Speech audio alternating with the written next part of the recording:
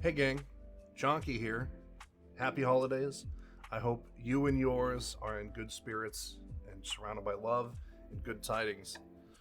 So today's video I wanted to go over the Festive Hats and what they all do. And then the second half of the video I wanted to talk about something cool that I've been working on a little bit and I couldn't really make it official until the game was fully released, which now that Ragewind is out, it is. So again, happy holidays. I'm wearing my festive clothes. Hope you guys are having a wonderful time. If you spend it with family, if you're working, thank you so much for taking on that responsibility and working during the holiday seasons. It's tough. That being said, let's talk about the festive items for the snowman. So in the last video when I was talking about the event itself, I mentioned that you can get the festive holiday hat, the new festive holiday hat, and the original festive holiday hat, and I'll show you what they do. So the first one we're going to look at is the original festive holiday hat. It just says it's now added experience gain. If you guys were looking in the comments of my last video, you'll notice that Chris, one of the other dungeon masters, confirmed that this does give you 10% increased experience. It does not stack with capes. Now, the crafted cape, not my set cape, Glory of the Pious, but when you make another crafted cape, I think it's the wolf cape, stuff like that, crafted capes that are not part of a set, they will give you 10% increased experience as well. This does not stack, so you can either have the festive hat or you can have the cape, but yeah, they give you 10% increased experience. And then you have the new festive holiday hat, which looks the same, just a little bit different color. And this one just gives you auto loot, which is something that your crafted trinkets will give you as well. So again, not that stacking auto loot would do anything, but if you have a trinket, you don't really need the hat. Cool little thing though. And then the last one is the festive holiday hat, the hat to own in order to show others your brilliance. Now, if you guys were in the comment section of the last video, you'll notice that I did confirm that it does do the same thing as the Cap of Brilliance, which is this item right here. You have a little ball of light above your head. The only difference is that the Cap of Brilliance actually has a use. So the Festive Holiday Hat, while it simulates the same effect in Ragewind Castle, it does not open those chests. If you guys were watching my full boss breakdown of Ragewind Castle, you'll notice I mentioned that in the Stravgar fight, there's all those like spectral chests, and if you're wearing the Cap of Brilliance, you can actually open those chests and they'll give you eternal items.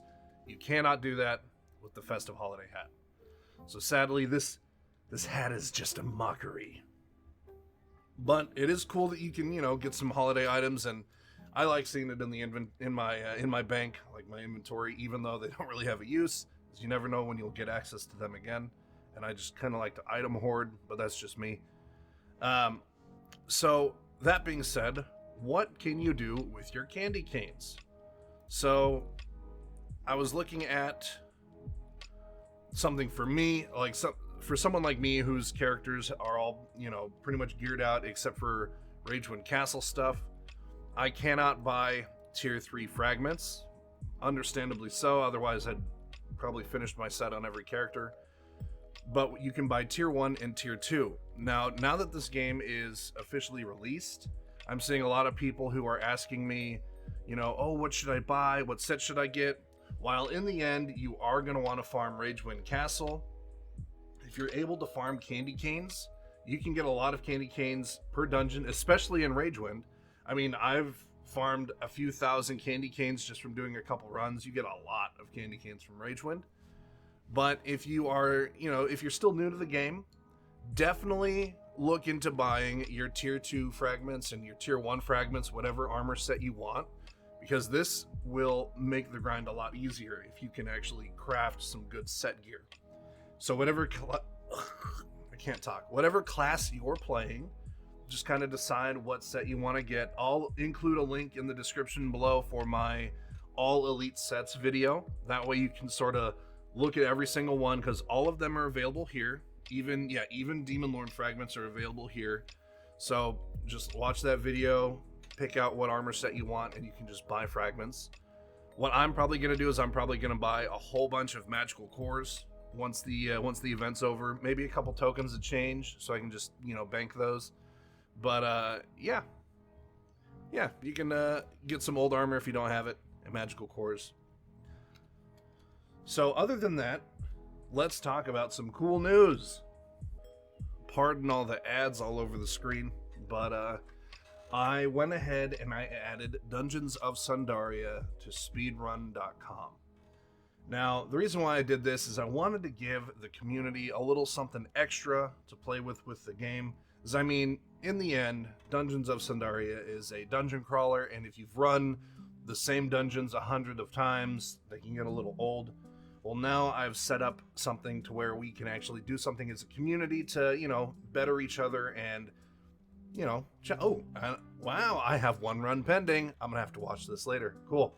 So the different categories that I set up for Dungeons of Sundaria, I'm going to add one more, but you can either run every single dungeon all at once for a full game run, or you can do specific levels. I have them all listed out here. And the rules are pretty simple. Right now, you have to be level 1. So if you don't have an extra character, or if you don't have an empty character slot, you might either have to, borrow a friend's account, or if you have a second Steam account, get the game again. But to make sure everything is fair, I want it to be level 1, and I want to see your stats beforehand, just to make sure that we all have a fair starting baseline.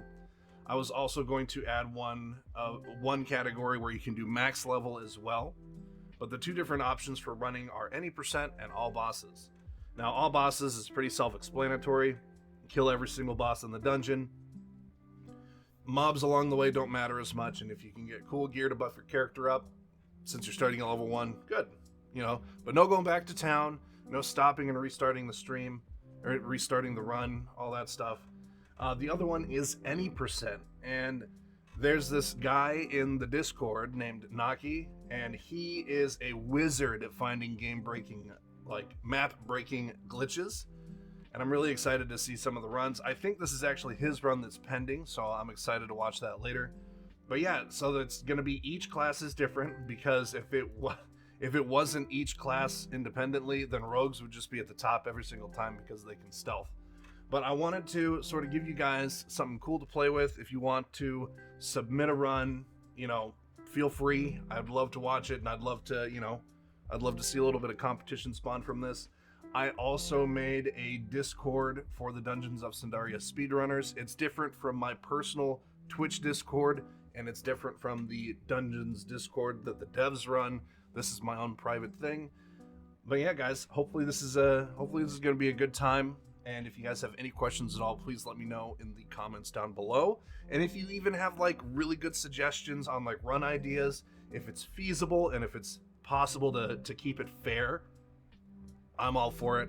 But anyway, guys, that was just a little short video I wanted to make for you. Hopefully I can get this edited and finished here within the next hour or two, and I'll post it, and then we'll do a little stream. I'll probably just be chilling, playing some games. But yeah, guys, thank you so much for your time. I just wanted to take a few moments to talk to you about the festive hats and what else you could spend your candy canes on, or at least what I think you should spend your candy canes on, and then to go over the new speedrun page for dungeons. I think it's really cool. And since the game came out about 2 weeks ago, my channel has seen so much growth and interaction. I mean, I've gone up 100 subs in 2 weeks, and before I was getting 1 sub every other day or something like that, and several days I'd have zero subs. And so the amount of love and appreciation you guys have shown me is amazing, and honestly it makes me want to keep going. And this is just so awesome, just seeing all this attention on my channel, because I've been doing all this work for free, and here I'm almost at 500, and if I can hit 1,000, I could actually monetize. And I just think that I didn't actually think I'd ever, see this level of growth on my channel. So I just wanted to take a moment and say thank you so much from the bottom of my heart. I really appreciate it, guys. And anyway, I'm going to edit this bad boy out and get it posted, and I'll see you guys soon. Happy holidays. Know that you matter.